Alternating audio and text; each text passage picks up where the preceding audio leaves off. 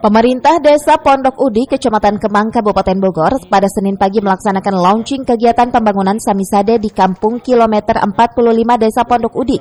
Kepala Desa Pondok Udik, M. Sutisna mengatakan kegiatan launching program Samisade tahun 2023, pihak desa mengalokasikan dana tersebut untuk pembangunan jalan paving block, pembangunan turap dan betonisasi jalan yang menghubungkan beberapa wilayah RT dan RW. Dari hasil usulan masyarakat itu akhirnya terrealisasikan. Pemasangan paving block jalan dengan volume panjang 1.120 meter, lebar 2,5 meter, dan tinggi 0,8 mm. Dari anggaran dana Samisade tahun 2023, sebesar 1 miliar rupiah itu ditargetkan akan rampung pada bulan September 2023. Kegiatan pada hari ini baru saja kita selesai melaunching.